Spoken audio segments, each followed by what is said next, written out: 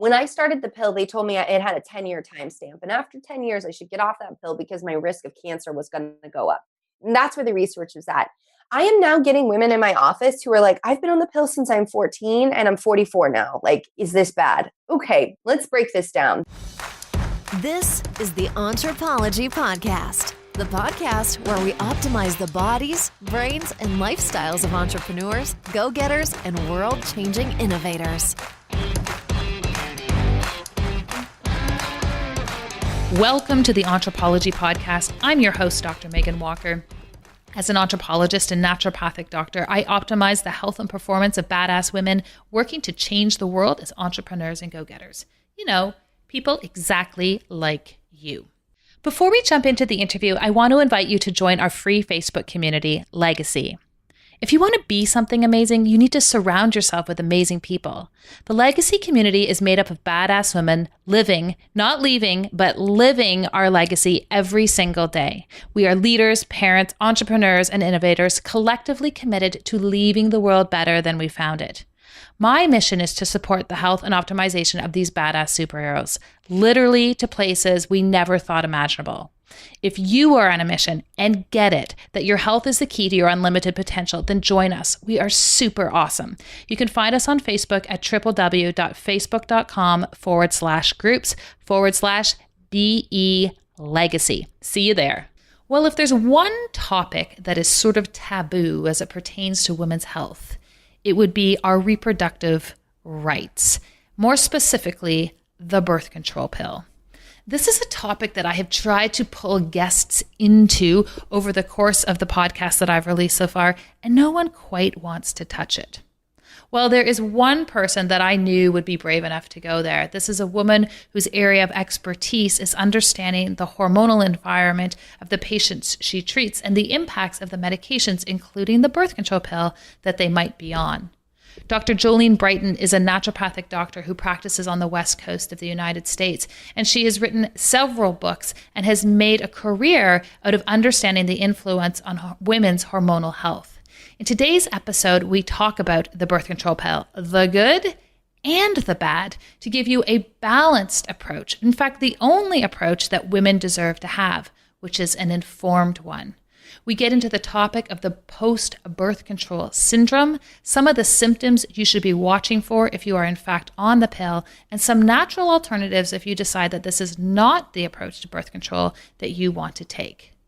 I fundamentally believe that when we know better, we do better, but sometimes it's important just to have access to the knowledge. Today, we break it down. Today, we went deep. And if you are a woman anywhere concerned about reproductive health, this episode has been designed for you. Dr. Jolene Brighten, welcome to the Anthropology Podcast. Hi there. Thank you so much for having me. I'm like quivering in my seat with so many questions that I have to ask you. But let's set the stage. Let's give people some background. You are a passionate advocate for women's health, a naturopathic doctor, functional medicine provider, and a wee bit of a badass yourself. How did Dr. Jolene Brighten get to this place in her life and career?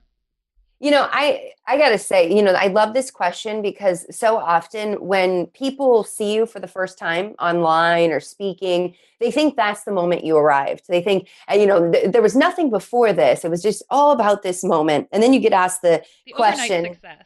Yeah, right.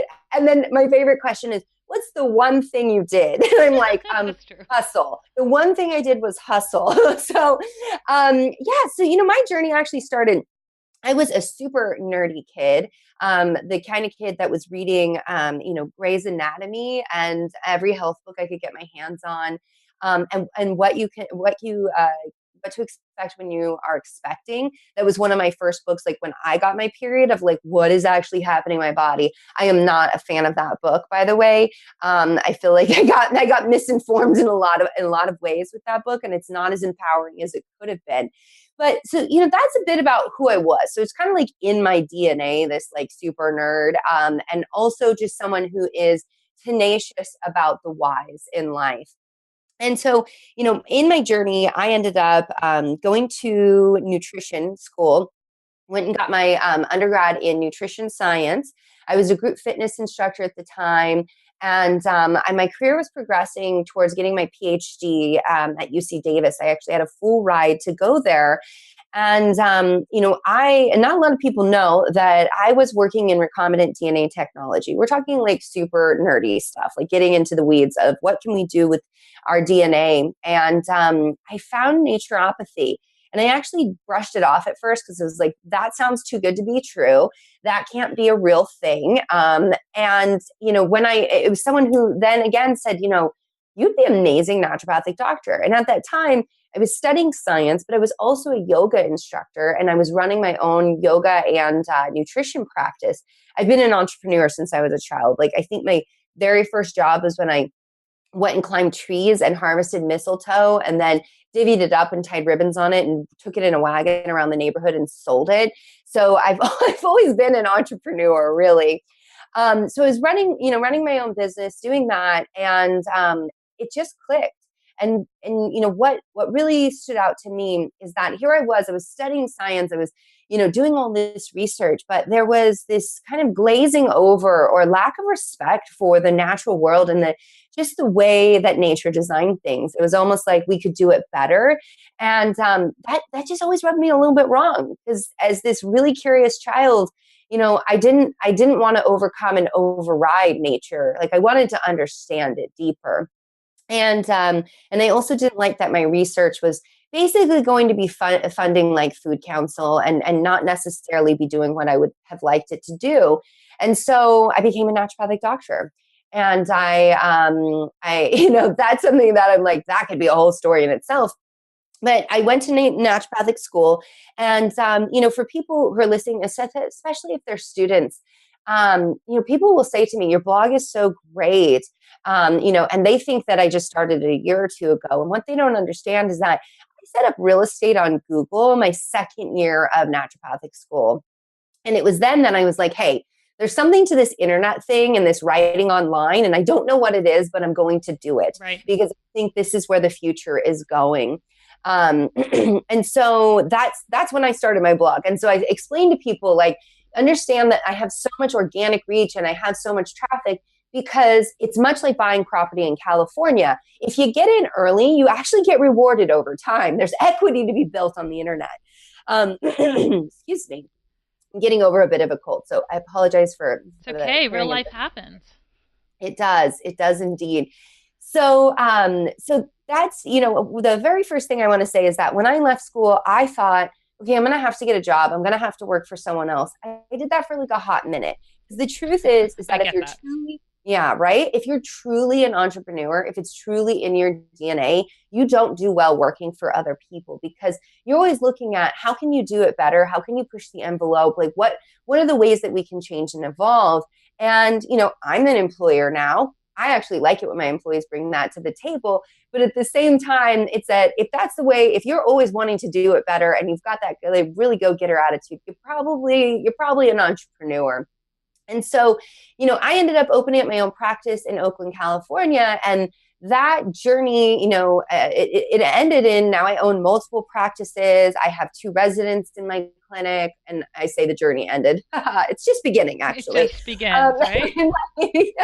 There is no end to this, really. No. So, so that's a bit about my journey. That's kind of like the brief overview of it all, because I know that you've got a ton of questions for me. And so I didn't want to spend too much time in any one place, knowing that you'll flesh out those details that your listeners really want to hear. Yeah, well, we're totally going to flesh those out. And part of that evolution in your career is that you have also worked as an author and are working as an author. Can you take us through some of the books that you've written or are working on, and some of the topics that are really close to your heart? Yeah. So, here's a little fact that no one knows about me, actually, is that my first book, it's Healing Your Body Naturally After Childbirth. It's the new mom's guide to navigating the 4th trimester. I wrote that book for 2 reasons. One, when I was a mom, it was seriously lacking. I was like, where's the postpartum information? Like, childbirth is so quick, and yet we spend so much attention there, and quick in terms of the fact that, like, you are going to be healing 3 months after a baby. Like, that's non-negotiable. Like, that's a minimum that you're going to be healing there. But the other reason is in my practice, I found myself saying the same things over and over. And so rather than, I played with the idea of an online program, but what's really nice is having this little mini book. I designed it so it wouldn't be too big. It fits in a diaper bag. And so that you can just pull it out while you're breastfeeding, manage it, hold it, get the answers you need really quickly. And so, that was something I saw a need in the market. That was my first book. Now, here's the thing that most people don't know. I actually wrote an entire other book in that year. So I wrote 2 books in 1 year. That book is yet to be published, and it's a lot about my work in the clinic with postpartum women who develop autoimmune disease. So I don't know when I'll publish that. And if anyone listening has ever published a book, they know why I'm saying I don't know when that's going to get published. Right. Books, man, they are like birthing children. There's a gestation period, but I think it's a lot harder than growing a human in some ways. So currently I'm working on another book. I'm focused on women's reproductive rights. This is something that I just really can't stand another moment of us not being able to talk about this and talk about the fact that, as in women's health, we're given very few options. As women, if you go into your doctor and you say, I have this complaint and fill in the blank, whatever you're concerned about, fill in the blank. And odds are you're going to be offered the birth control pill, maybe a hysterectomy, IVF, and then some mood altering prescriptive drugs. Like that's really the option. That's empowering. Yeah, right. And so, and this is something that it's come from patients really coming to me and women reflecting that to me. I don't like going to my doctor, my conventional doctor, because this is all the options that I get. And he tells me this is the way life is and I'm never going to heal, which, my personality type is like, say can't to me one more time and I will show you how it's possible. Like, I love that. And I love when patients are, they're kind of what conventional medicine would call troublemakers. I just call them awesome. And that's when they ask a million questions and they get really invested in themselves and they challenge everything they've ever been told. I love that. And so that's what I'm currently working on. I think it's important, you've got entrepreneurs on this podcast. My first book was a self-published. My second book, I went to publishers. I'm working with a really big house now. And, people always ask, why'd you do that differently? My first book was a resource and a tool, and I didn't want to wait 2 years for a publisher to put that out there. I wanted to get it out to my people as soon as possible. And so that was the reason I went that route. With this book, I really want to be able to reach as many women as possible. And that's something that a publisher can help you do. I also want to make the best book I can. I want it to be, sometimes people will say, oh, your first book, like I found a typo or this, that. Nice thing about self-publishing, you can go in and correct it. But it's something where it's like, yeah, I'm actually a doctor. I'm not a, editor or a publisher. And so, so I need that help. And so that's the other reason too. I just preemptively answered that one because it's always a question I get is like, why did you do one differently than the other? Well, it's interesting because so many entrepreneurs that I work with and clinicians that I work with, they're after the book deal and they're after the media exposure. And I always ask them, well, why do you want that? And they're like, well, it was just, they don't even know. They don't even know why they want it, right? And yeah. And if you are strategic, you understand the purpose of all of these tools and where they roll. And in working with a lot of clinicians, a lot of them say, I mean, listen, I have had publishers and I've self-published, and frankly, where I actually make money off a book is when I self-publish it. Absolutely. And where you don't make money off a book is when you work with a publishing house, but usually those entrepreneurial individuals have a whole other funnel and a whole other plan and a whole other strategy behind how that book is going to work. So it's such a really great point. Yeah. And when you're taking on women's reproductive rights in this day and age, I mean, the conversation is hot right now. It is nice to have to have a publishing house that has your back in that as well and is supporting you. And so you're absolutely right. And I think it's really important that people do understand that, because people will, they'll chase the book and they'll chase the fame. And I've got to confess, I actually have a really hard time being on camera, and I don't get fueled by the fame. I don't get fueled by when people are like, oh, wow, like you're the most popular kid in school. I was never the popular kid in school. So it just doesn't do it for me. But when someone writes in a letter to me, I had this beautiful email the other day. This woman said, I have done every single thing that applied to me on your blog. and I am 100% better. I have completely turned my life around just by following your work over the last year and implementing everything that you put out there. That is what does it for me. When I get a message like that, I'm like, that is why I do the work that I do. So I think it's important to identify what fuels you, because it's important. And if it's fame, no shame in that. If fame fuels you, fantastic. If you're putting out a good message in the world and that keeps you going, tap into that and find it. But also, it's really important for people to understand, because I'll have people say to me, oh, you just wrote a book so that you could make a lot of money. And I'm like, well, if that's the reason you're writing a book, you're gonna burn out really quick. There's better ways to make money. There are definitely better ways to make money. And it's also, it's just something that I'm like, if that's all that's fueling you, that won't keep you going for very long. So you've got to tap into like, what does it for you? What gets you out of bed in the morning and gets you excited? Like, for me, I have to hold those women in my mind when I step in front of a camera, I step on stage to speak, because I'm like, I don't really love this. This isn't like my jam right now, but what happens afterwards and the lives I touch, that is what does it for me. So let's go there. Let's talk about this concept of reproductive rights as women, because I think that as it pertains to birth control in particular, we've had this conversation our whole life that the birth control pill was one of the most revolutionary interventions that women gained access to, and was this pivotal accelerator of our independence, of our capacity to engage in the world and participate in the world in a contributing manner beyond just working within the home. We saw a real shift in terms of the role that women could engage in around the time that the birth control pill was introduced. Is this the biggest earth-shattering thing that's ever happened to women's rights in the last century?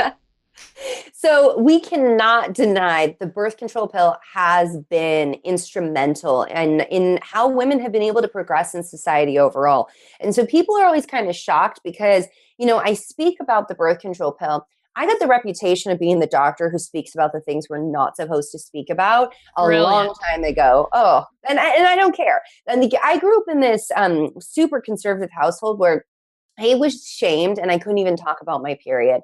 And that's something that now that I'm an adult, I'm like, that is the most difficult thing for a woman to have to struggle with, is that she has these issues, she has these concerns, she has these gaps in knowledge, and she's not allowed to talk about it.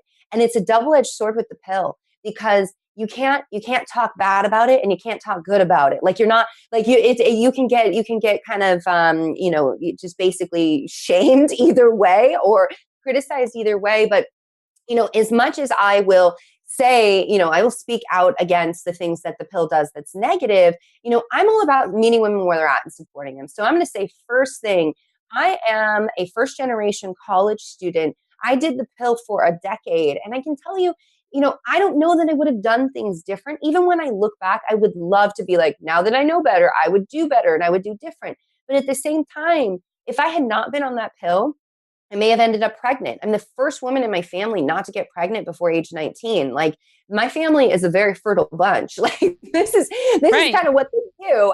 They just like wrote me off. By the time I got to 30, they were like, nah, she must be infertile. There's something wrong with her.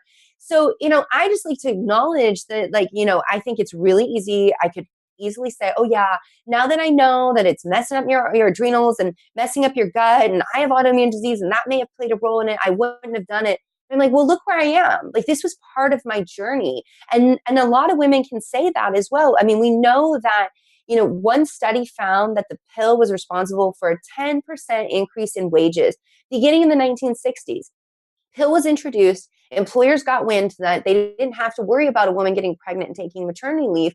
And we saw wages go up, and women's positions have been growing in companies. We also know that, that the estimates have, they now say that by the 1990s, they can trace a 30% increase in our wages back to the pill, and that we've been graduating college at higher rates ever since the pill was introduced. So that's just to say, we can't totally hate on it. It has been instrumental in women's positions in society. And, I think you and I, can both acknowledge that we've got a lot of sisters out there who are now, CEOs of companies. That never happened before. 100%. And part of that is because we could control our reproduction. And so, it's an amazing thing. I mean, I am a naturopathic doctor and I do believe in like respecting your body, but at the same time, I am a scientist at my core. And it is something that's amazing that they actually designed something that could control your fertility.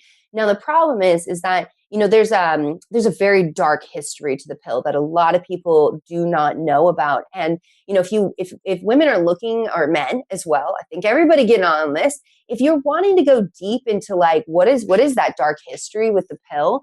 There's a book that I love by a good friend of mine, Holly Griggs Fall. It's called Sweetening the Pill. And she actually goes into some of that dark history, like how birth control pill was actually being developed by Nazis and being tested, way back when. We know that when the pill was going through its trials in Puerto Rico, there were women who died, and that was kind of brushed under the rug.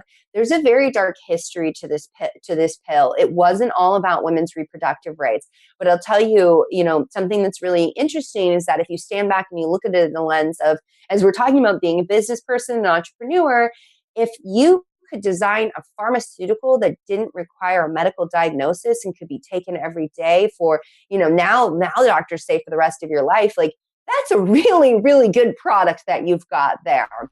Yeah, and so, yeah, it's true. There's a lot of pressure to make that work. Yeah, totally. And that's not to say, people love to say like, oh, these evil pharmaceutical companies, like there's some things that I think there's something, to be said to that in some capacity, but at the same time, like there are some good things that they do. And so my personality type, my Myers-Briggs is the devil's advocate. So I have a hard time being an all or nothing kind of person. I'm always like, we've got to weigh everything, and it's kind of the yin and yang in everything. We've got to weigh it all and see it for what it really is. But, to answer your question, that was my very long-winded way. Yeah, the pill was definitely very instrumental in, the women's movement and our capacity to show up in the workplace and in college in different ways. But at the same time, we need to stand back, and we also have to ask at what cost? At what cost was this to some women? Not all women have issues with the pill, but some of them do. So let's talk about what some of those issues are, because here's what I hear in practice. So I know you're hearing the same thing too, is I have women who come in and they're like, I think I'm crazy on the birth control pill. And I brought that up with my primary care physician, and they said that's all in my head. And it's not I've heard this once. I hear this every single day that I am in clinic. So can we just start there? I mean, we fully acknowledge that this has played some really pivotal roles, but I think we have this tendency when we talk about good things in our society that we are caught in this either or, and it's nice just to sometimes talk about the truth. So yes, it serves some important roles, and we're not against it, but let's talk about this symptom that I have so many people talking about in practice, and this is that they feel crazy on the birth control pill. Is this a myth, or do you see it too? No, it's not a myth. And let me just say this right now. If you're a doctor and you're listening to this and you even utter those words to a woman that this is just all in your head, you need to go check yourself, because that is the most disempowering thing that you can do to a patient. And I don't believe that doctors are out there trying to disempower their patients. Just sometimes they get, if you've got 7 minutes with a woman, you can definitely go into what I call robot mode, and you just have your little spiel that you give and you move along your way. So here's the thing. It is not in your head, not whatsoever. Depression has been something that women have complained about since the introduction of the pill. This is nothing new that women have complained about. And the thing that I find really disheartening is how although there are hundreds of thousands of women who will say, and I'm one of them, I was on one pill and I couldn't get out of the shower for like a week. I'm not even kidding. Like in the shower, crying, just like a poor 19-year-old me. I look back and I'm like, what was wrong with me? Now, my doctor at the time was like, I think you have a mental health issue. You need to go to counseling, but also let's try switching your birth control pill. And we switched my birth control pill and things got better. So, when that's an N of one, but this happens all the time, or women get off the pill. What I find really disheartening is there was that JAMA study that came out with, 1 million women. It was the biggest study that we'd ever had on depression. And even after that study came out and showed the correlation between the birth control pill and new onset of depression, there were so many people dismissing it. What really got me is how many men were in the media saying, no, no, no, I'm going to criticize this study for this reason, and this can't be possible. And it's like, okay, so one, you've never popped that pill. Two, like, you're not listening to your patients, because you shouldn't need a study to believe your patient. Like, you shouldn't need a study to believe what hundreds of thousands of women are saying. And so there is absolutely correlation. And the interesting thing about that study is they were only measuring women who went and filled prescriptions, or you were so depressed you ended up in a hospital. We're talking about the pill hit you so hard you ended up hospitalized. That was me crying in a shower. Like, imagine, like, just 1 week of my life like was gone because I was taking that pill and I couldn't figure out what was wrong with me, and why suddenly someone who had so much ambition, was such a go-getter, like, just really, had a passion for life, everything changed, in a matter of days for me. So this is something that, I really take issue with, doctors telling women these things are in their head. It's not in your head. And, a big part of this is, so let's just stand back and let's just like for 1 minute, recognize that most doctors have no problem diagnosing PMS and PMDD, which I don't diagnose PMDD because that's a psychological diagnosis, and I believe in root cause and not stigmatizing a woman with something with a diagnosis like that. But there are doctors, they will diagnose these things and they will absolutely recognize that your hormones play a role in your mood. They will also recognize that your hormones play such a role in your mood that they'll put you on the pill to try to override your hormones, to mask what's going on, to try to correct your mood. So if that's the logic they're using in one capacity, how can they turn around and say that birth control pill cannot alter your mood in any way? No, you can't. It's just a complete fallacy. And so if we know that the natural hormones can be altering your mood, and like, why can it be, why would we dismiss that this giant bolus of estrogen that you take orally, PS, that's not where estrogen comes from. It mostly comes from your ovaries, a little bit from your adrenal glands. The microbiome may be playing a role in making estrogen as well, but that's not the primary source of estrogen. We know that estrogen is highly inflammatory. What holds weight better than any theory out there for depression, really, if you look at the science, the cytokine theory of depression, which says that inflammation disrupts your serotonin pathways. Inflammation on the brain actually leads to these mood disorders. Guess what the pill is? It's highly, highly inflammatory. So if you stand back, like, take, whatever, whether we have research or not, just think through it logically. Just think through the basic physiology of how all of this works. And it makes absolute sense.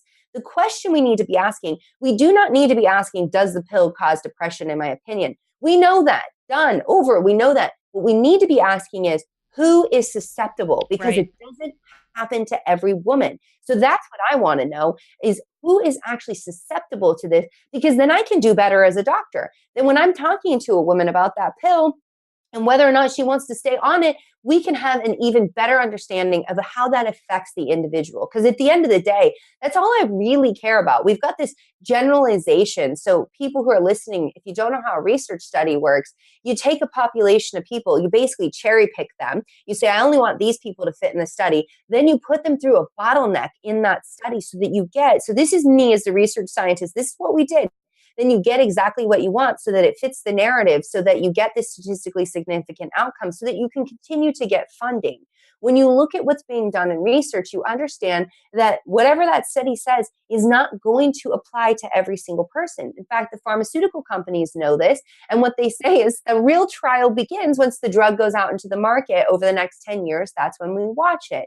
And so to me, I want to understand, how does this affect the individual that sits in front of me, not that cherry-picked bottleneck population that was distilled down to get a statistically significant outcome. And like, I'm not bashing the science. That's the way things are being done right now. But I want people to understand that just because a study says something and says that whatever you're experiencing can't be true, understand it may be true of you. And that's what we need to be asking is it true for you?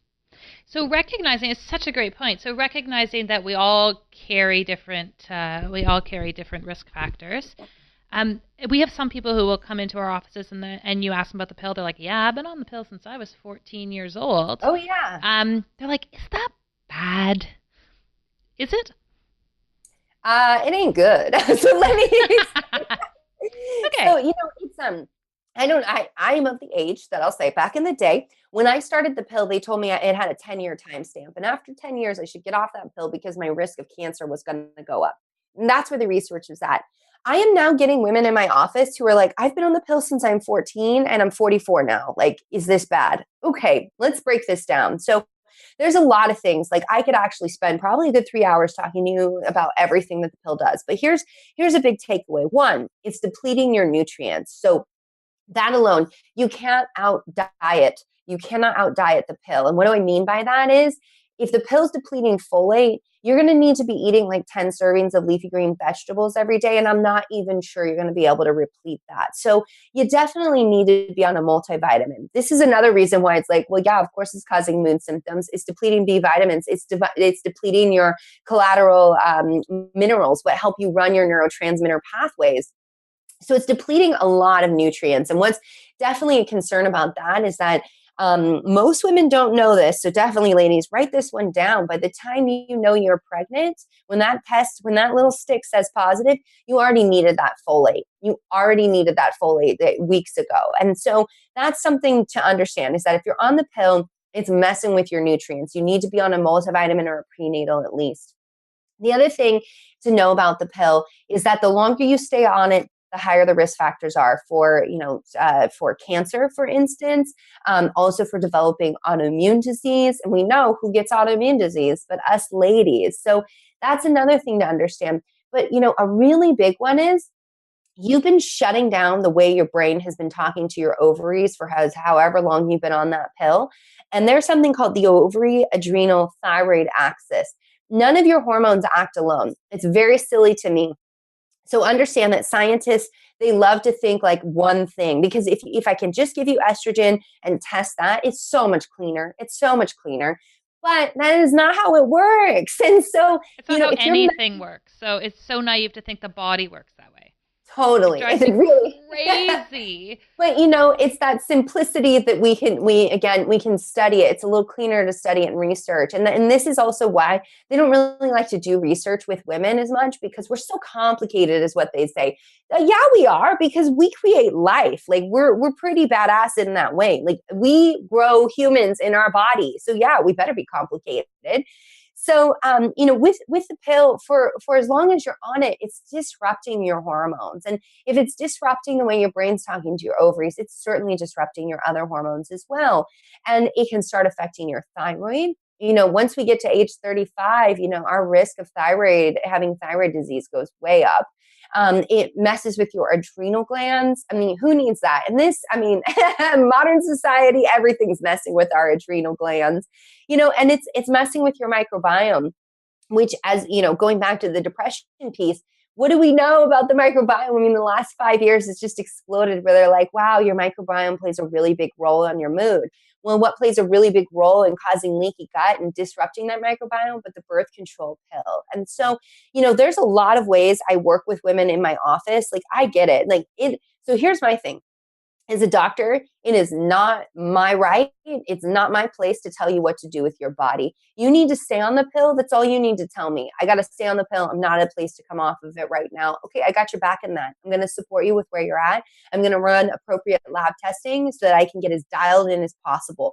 If I see something that lab testing, like, you're at really high risk for a blood clot, then then we got to have real talks about that. Like, this is not the best thing. And PS, we're going over to the cardiologist right away. But, if it's something where, that pill is just not working for you, I'm going to be really real about it, but I'm happy to support a woman with where she's at. I think that if somebody had told me in my 20s when I was in medical school, get off the pill right now, I'd be like, you're crazy. I can't do that. I can't risk getting pregnant. I can't deal with the anxiety of that altogether. So, it's just something that if you've been on the pill for a really long time, understand that, there's consequences to that. These are the things that I wish my doctor had talked to me about. And that's why I'm talking about them, because, even though there's these risks and there's these consequences, there are definitely things that you can do to mitigate that risk. But I'll tell you, a lot of women are fearful to come off the pill because even though, majority of medical doctors will tell you, oh yeah, you come off the pill, you just have your fertility comes right back and, you're just skipping tra-la-la off into the happily ever after. That is not the truth for the majority of women. The majority of women, there is like a wrath that comes when your body and it's not like your body rebelling. There's a lot of people that, will say like, oh, I feel like my body's just like, against me. No, think about it. If you've had something to say for a decade or more, and for the first time someone like ripped the duct tape off your mouth and you finally can say it, you're probably going to scream it. You're going to be like, oh my gosh, I can finally say this thing. And that's really what your body's doing, is it's saying, hey, there's some big stuff going on and I really, really, really need you to pay attention because all I want to do is survive. I know you want that too, so I'm going to be as loud as possible. And so that's how I really view post-birth control syndrome, that, the constellation of symptoms that arise after coming off the pill. It's not your body rebelling. It's your body's opportunity to say, I love you very much, and I'm going to give you the tough talks that like we've got to move quick because all I want is for you to survive. Well, then this is such an amazing conversation when the place we started was, let's talk about women's reproductive rights, because we're not, and you're not saying you've got to come off the pill. What we're saying is let's do the pill. Let's do your unique version of health even better. Yeah. So if we have women who are like, listen, I get all of this, and exactly what you alluded to before, I'm just not in a place where I'm ready to come off the pill. Are there some absolute key things that they need to make sure that they are addressing? We talked about nutrient depletion and folate. Is there anything else that they need to be aware of? Is there a seed we need to plant in terms of if this starts to happen, you need to go back and have a conversation with your physician again around your prescription? Yeah, well, of course, there's the big scaries that always get kind of dismissed, but and that's clots, blood clots, cancer. Those are the big scaries, and those risks are real. And although they've been iterating on the pill and trying to make that better, so those are like the big things that we like parcue in our office, right? We say, you want to look out for clots. So, what does that look like? Shortness of breath, chest pain, changes in vision, headaches. If you're having swelling in your feet, those kinds of things that your doctor should have definitely talked to you about. You start having irregular bleeding while you're on the pill. So, if you're, doing the withdrawal, so ladies, understand that's not a real period. That's just a withdrawal from a hormone. If you're doing the withdrawal and you have a period and then you're having really, I'm having lots of spotting, or your cramps are getting worse, or you're having a heaviness in your pelvis, or your bowels are changing, definitely go to your doctor. Definitely get that checked out right away. Because that can be that, and nobody likes to hear the C word, but that can be a sign of cancer. And so we always want to be looking out for those things. And I say, when I tell women, if there's ever a moment where you feel like something's not right, where you say, this is not normal for me, that's worth going to your doctor for, because you live in your body every day. You're the only one that can gauge what's normal and what's not normal. And then the other thing, is, so we've got the mood symptoms that can start to come up. We definitely want to be supplementing with a multivitamin or prenatal. The reason why I say or prenatal is, prenatals actually tend to have a little more folate in them, a little more minerals as well. And that tends to go over, I see in my practice, a lot better in terms of really meeting those nutrient needs. Your doctor needs to be measuring labs on you. So definitely at least annually having labs, looking at your cholesterol. That might seem like something kind of silly, but the pill is silly in the sense of like, why are we looking at cholesterol when we're talking about hormones? But you're taking, guess who has to process all that estrogen but your liver. That's why like getting like tumors and growth on your liver is a real thing with the pill. And so, looking at your cholesterol, looking at markers of your liver health is really important as well. And so, for women in my practice that want to stay on the pill, we have lots of lifestyle and diet therapies. Like, don't get me wrong, those are absolutely foundational. And I said you can't out diet the pill, but you also can't out supplement a poor diet and lifestyle. So don't think that like, and like, I don't want this to sound judgmental, but like, if you're not eating vegetables, you can't just take a multivitamin. It doesn't work out that way, because food is so much more than just the nutrients. And I really dislike reductionistic thinking where we're like, oh, we just eat leafy greens to get folate. No, there's a lot of things. There's a lot of nutrients going on. There's also fiber and phytonutrients. And, there's the fact that food is information. It's not just calories in, calories out. It's not just nutrients in, but it's information. And you're signaling to your body how safe and wonderful the environment is. So you want to make your body stay safe or feel safe, and you're on the pill. Regular meals, control the blood sugar, nice servings of vegetables on your plate. If you can get three meals a day with ample vegetables and high quality protein going on as well. If you're eating inflammatory foods, inflammatory proteins, and you're taking an inflammatory pharmaceutical, you're going to find yourself in big trouble. So definitely, another thing that I would say is that if everybody's listening to this and being like, whoa, there's a lot of diet stuff to have to be doing, first things first. Start kicking up your vegetables and start cooking with things like ginger and turmeric, getting anti-inflammatory components into your food. That's definitely another thing that we do. And then understand that if you're eating in that way and you're getting like fermented foods as well, you're going to be loving up that microbiome. And that's really important as well, is that you keep supporting your gut. Yes, what I say is that, okay, look, if you're taking the pill, you're basically going to be walking up a downward moving escalator trying to get to the top where your health is. You're going to have to keep taking steps every day towards that, because if you don't, you're going to end up at the bottom. And that might feel ominous, but I want you to be empowered to know that you can take those steps. You can keep moving towards that health. But understand that you are taking something every day that's just, it's going to be one more tick down that staircase. But you certainly can maintain. And even, there are women who come to me and they've got things like SIBO going on, and they've got mood symptoms. They've got lots of symptoms going on, but they're not ready to come off the pill. And what I see is that we can work on all this stuff. We can get you about 80% better. I think 80% is about as far as we can go once we take that. But what's crazy to me is I'll be like, okay, we're about 80% better. Once that pill falls away, I think, oh, we're going to get to 100%. I see women that hit like 120, 140. I'm like, whoa, I didn't even know that was possible. Exactly. I didn't even think that you could be there. So we do see big changes once that pill is eliminated. And so do we have a natural version of the pill? Do we have something that even comes close as a tool to be able to monitor our own reproductive status? Yeah. So, I don't know, how were you taught about fertility method in school? Like what were you told about fertility method? I always like to ask people. I mean, we talked about charting, we talked about monitoring cervical fluid, like all of, we can incorporate some temperature, we can incorporate some cervical fluid, we can throw all of these parameters together, maybe throw them in an app, and now we've got maybe a bit of an algorithm that suggests what's going on. Yeah. So what I was taught in school, we were taught about the fertility method, but I was taught never recommend this because it has a high failure rate. And so, as I alluded to my personality in the beginning, yeah, just challenge me with those kinds of things and I will dive into the research and find out why and if that's true. And what I found, so in terms of contraception, we've got the hormones. So, we've got the pill, we've got a Mirena IUD. There's also the Skyla IUD. There's actually several hormonal IUDs. Women do get mood symptoms with that as well. And that's a whole nother discussion. And then there's, the non-hormonal, which is, the copper IUD. That's one option. Women, there are women who have reported that copper toxicity. I certainly have tested and seen elevated blood copper levels.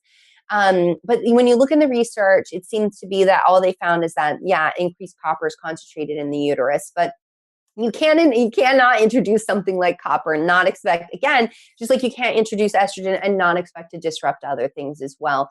There are some women, again, this is all about what's true for you. They do fantastic with the copper IUD and they love it. But, when we're talking about like, if you want to go really natural and have no hormones, no devices, fertility awareness method is really where it's at.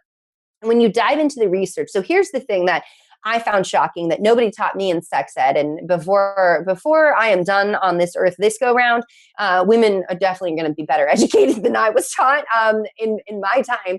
And that is, there's only about max 6 days out of the month you can get pregnant. And if you know that, and you know that you can dial that in, and that you can use something like the barrier method, you can get, it's pretty good with pregnancy prevention. We see that, in Scandinavia, they're approving fertility awareness devices for contraception. It's the first time we've ever seen that in history. Now, this, I think, is revolutionary. I mean, yes, the pill, it did some awesome things, but this is really cool. So I use something called the Daisy fertility monitor, and I love this because it's super, super simple. You just take your temperature. It takes me less than 30 seconds every morning. And green light, go, red light, no, yellow light, you better be cautious. How simple is that? Like, you don't have to chart this. You don't have to do any of that. But if we look at the science of this, we know, so when you're using fertility awareness correctly, and with something like these technology devices that we have now, which I just love, and I just want to say as an aside, they're comparing your cycle to hundreds of thousands of other women who are in their database, so it gets it dialed in even quicker. But we're looking at 99.3% effective.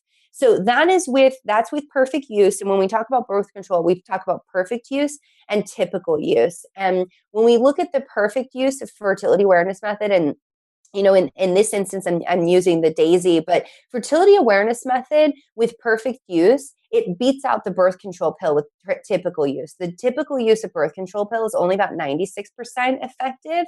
And and here's something that critics will always say, oh yeah, but women who are using fertility awareness, like if you they're using this method, using FAM is what it's called. They're too dumb to be able to do this. I really scoff at that one. Women are very, very intelligent, in my opinion. The other thing they'll say is, like, women just can't control themselves. I'm like, come on, like do you not see what we've done in like the span of womanhood?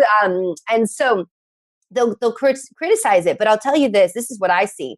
If you don't have something like this promise of a pharmaceutical just, sitting there telling you everything's going to be okay, just pop this pill and go along your way, you are a lot more diligent about your fertility. And so that's why I think it's 99%, over 99% effective, is because if you're not having something like a pill or an IUD, which PS, the women get pregnant on both of those things, you don't have that to just kind of basically become, I think what those do is they make you the backseat driver. And so you're just like, I don't have to be in control here. If you have to take control of that will, you are much more diligent about it. And that's why I think women are really successful with the fertility awareness method. Not to mention, as a doctor and a scientist, like, I'm all about data. I love the data where women can get it so dialed in to where they're like, I know my temperature. I know when it's spiking. I know when I'm fertile. I know all of these things. We're getting their window of fertility. I mean, that's fantastic information to have. And it really empowers a woman to know about her body. So even if I have women on like a copper IUD, I still encourage them to practice fertility awareness method, because it's an opportunity to get to know your body better than anyone else can know your body, better than a lab test can tell us about your body. And when you have that knowledge, it makes it so much easier to navigate your health and to understand when your health gets off kilter as well. Yeah, such great points. Dr. Brighten, how would you define health? Oh, that's a great question. So there's a Sanskrit word. It's called buddhi, and it's the moment where you feel in alignment with yourself. And what I would define health is when you feel 100% like you are resonating in the being you were meant to be on this planet, on this earth. And that's something I feel like so often we focus on. Health means I have lots of energy. Health means, all of these different things. But health is really when you wake up in your body and you feel 100% whole and complete on every level of your being, you are showing up in the way that you really feel you are meant to on this earth. Each month, I'm featuring a new anthropology quiz to help you unlock and uncover some of the physical performance blocks that may be holding you back from your true potential. When you know better, you can do better. To learn more or to take the quiz, head on over to meganwalker.com/anthropology quiz. What a great way to transition to our last few questions in the interview. And I call these KPIs. So just like we have them in our business, key performance indicators, I think we have them in our life and how we live our life as well. So these are just 6 really rapid fire questions for you to get a sense of your congruence and what you're doing behind the scenes. And I promise you, none of them are going to be too revealing. You ready? Yeah. Okay. Do you have a consistent morning routine? And if so, can you share it? Yes. So I would love to say meditation, but I'm not always so consistent with that. What I am consistent with is that I decide my day. I pick a song for the day so that when I get stressed out later in the day, I actually start playing that song in my head. But I pick the song for the day and I decide to set my intention. So I set my intention, I pick the song, and I do not check my email until I've decided what the day is going to look like. I like that. Fiction or nonfiction? What are you reading right now? Oh, I'm writing a book right now, so I'm reading a lot of nonfiction, and I'm a really big nerd, so I definitely do a lot more nonfiction. What is the one thing you are most consistent with respect to your health? Oh, I would definitely say, gosh, there's a lot of things that I'm actually really consistent with, but sleep is a huge one. I'm really consistent with sleep and making sure. And so for entrepreneurs out there, yes, sometimes there are days where I'm like, I only got 5 to 6 hours of sleep, but I make sure that I schedule in nap time and to make up for it so that I'm always getting like the rest that I feel like I need. What is something totally badass about you that people would not otherwise know? Oh, gosh. I know. This is my new favorite question. Yeah, I'm like, what would people not otherwise? Oh my gosh, I feel like I'm totally at a blank. I mean, because I feel like I revealed a few things, like in terms of like, You I did. used to be a research scientist, but I'm like, what's totally badass about me? I'm a really, people would know this, and I don't want to be braggy, but I'm actually a really good dancer. And so unless you're on the dance floor with me, most people don't know that. I actually grew up a dancer. And I never ever talk about that. So, and yeah, uh, yeah, I'm That's like, a great one. That's a great one. I love it. What do you do for fun or play? oh, dance parties in my house Of for course. sure. Of course.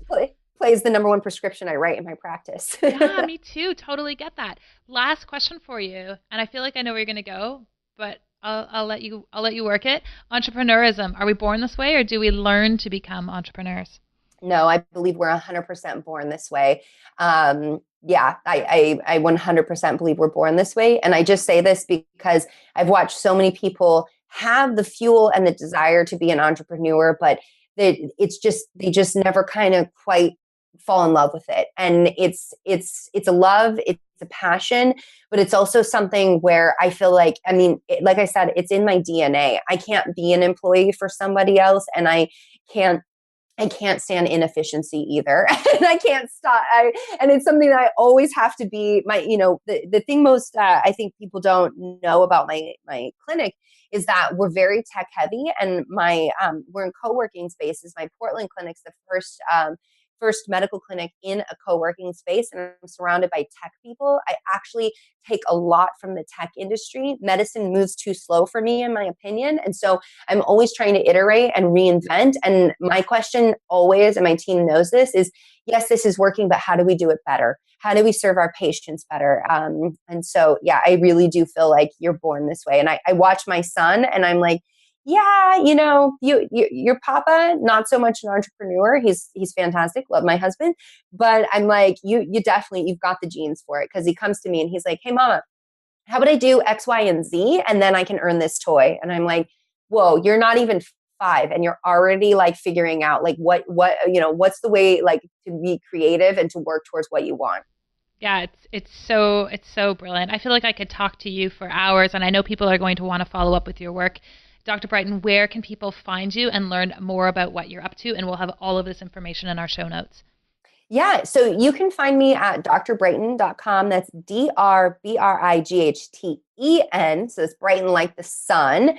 So you can find me there. I'm also very active on Facebook and Instagram. And so I would love for people to come, leave me a comment, give me a shout out. Tell me what what worked for you in this interview and what you'd love to hear more of, because that's how I know what to speak about and what to write about, is when people come to me and say, hey, I loved this. I need to know more about this. I'm like, fantastic. I didn't know that. Thank you for that. And let's go deeper.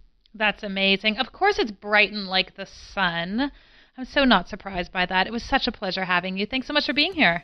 Yeah, thank you so much. It was so great chatting with you today. If you enjoyed our conversation and would like to hear more, head on over to Stitcher or iTunes and subscribe to the Anthropology Podcast. We would also really appreciate a quick review. When people have their health, they can change the world. Let us keep you healthy and you go change the world.